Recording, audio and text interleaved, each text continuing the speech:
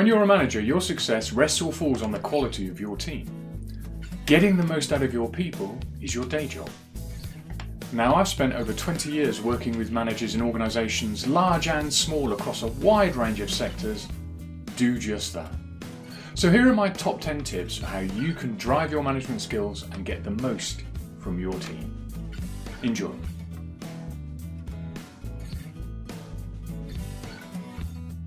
So my first tip is adopting a mindset where you think of your team as customers of your service. Now, this is a slightly different take on the internal customer principle because typically that applies to other departments, colleagues in other teams, even external suppliers.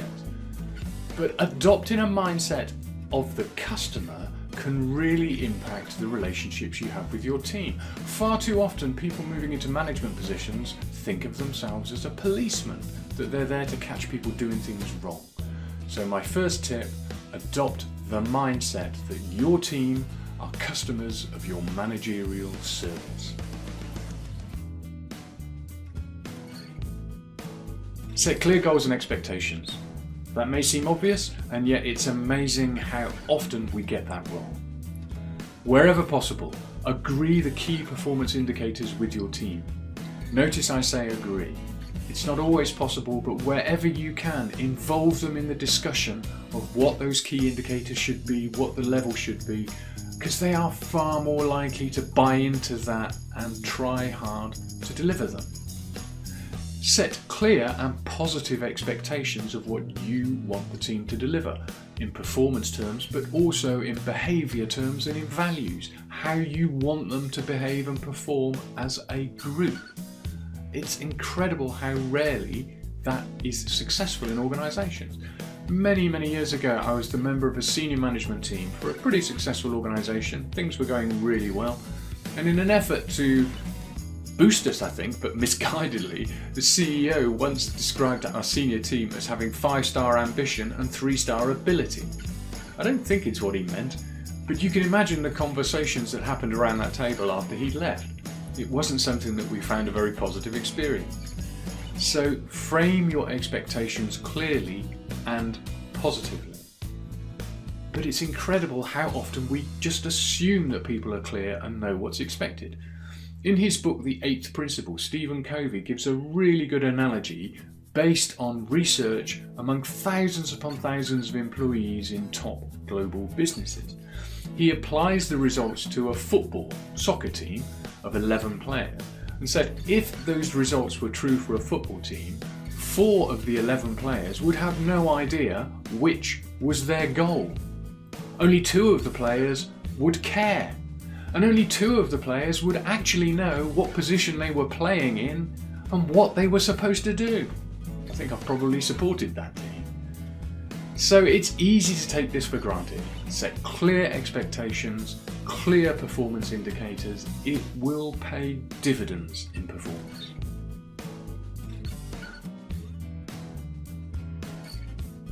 Ask better questions. In fact, ask questions.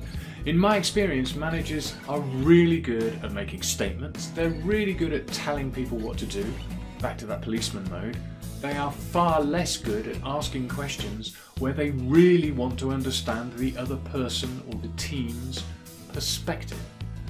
They've even got more sophisticated at making their statements and their instructions appear to be like questions. So use simple open questions, classic questions like, "What do you think?" You'll be amazed at the response you get, particularly when you stop and listen to what people actually have to say. So ask better questions. You will find you will build stronger, healthier relationships.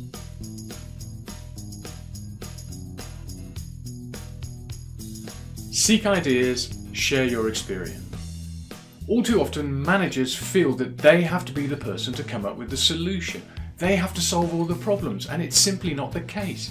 People are full of really good ideas, real creativity that can help you drive innovation. As a manager, your role is to facilitate getting those ideas to the surface. So talk to people, involve people. Again, this is where the questioning can come to the fore. Seek ideas by all means. share your experience, but you do not need to know the answer to everything.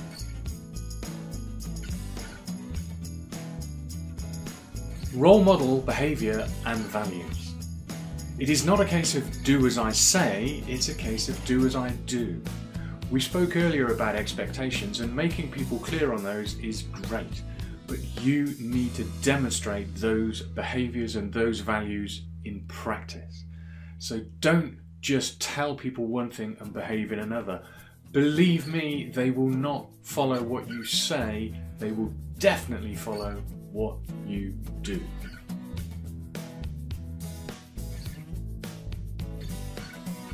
Remember that a team is made up of a whole bunch of individuals. Avoid treating your team as an amorphous mass. Remember, each of those people is an individual. They have different skills, different abilities. They have different ways of communicating, different ways of learning. They have different hopes, different expectations. As a manager, our role is to meet people where they are, in terms of communication, in terms of learning.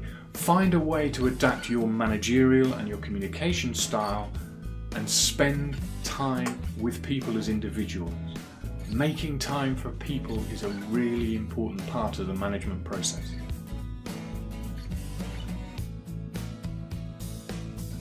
Work hard to really keep things simple. I think it was Charles Mingus, the jazz bass player, who once said, "To make the simple complicated, that's commonplace. But to make the complicated simple, breathtakingly simple, that's creativity." Now, he was talking about the world of music, but that equally applies to the world of management. Aim to keep things as clear and simple as you can. Simple doesn't mean easy, simple doesn't mean patronising. It means clear and easy to connect with and understand. It makes a tremendous difference.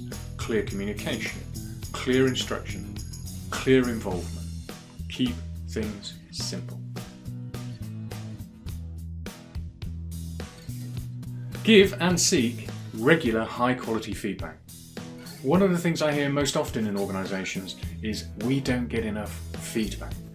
And rarely is that the case. It's that the feedback that's around is of such low quality that actually people don't recognise it as feedback.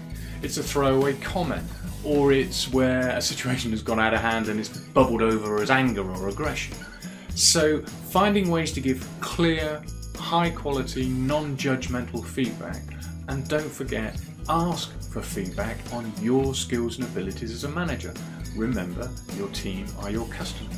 You would seek customer feedback, so seek feedback from your team regularly. Listen to it, and wherever possible, respond to it. Be positive most of the time. Remember, you're not a policeman. You're there to motivate, to encourage, to support, to engage. Now, there may be times when you know people as individuals where they will be motivated in a slightly more negative way. They'll be motivated by the consequence of not getting things right. But for most of the time and most people, we need positive motivation. So keep positive, focus on encouraging people, focus on supporting people, and only use the consequences and negative motivation when it's appropriate for an individual or a situation, and never as a threat. Positivity wins all of the time. There are 5 simple test questions that you can ask yourself about your team, and probably more importantly, directly ask members of your team, and if they answer positively, it's a really good indicator things are going well and you're moving in the right direction as a manager. Question number 1. Do I fit in? Do I feel like a square peg in a round hole, or do I feel that I belong? Question number 2. Am I clear what's expected of me?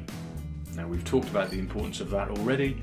People need to be crystal clear on what's expected, how their performance is measured. Number 3. Do I feel supported? If I need help, do I think it's available? Do I feel confident enough to ask other people?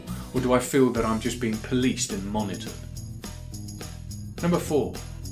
Do I feel valued? Is my contribution worthwhile? Do I feel an important part of the team, an important part of the success that we're seeking? And finally, number 5, do I feel inspired? Do I look forward to coming to work? Do I travel to work with a spring in my step, full of the joys of what I'm going to achieve that day? If members of your team answer yes or positively to those 5 questions, then you're well on the way to becoming a more effective manager.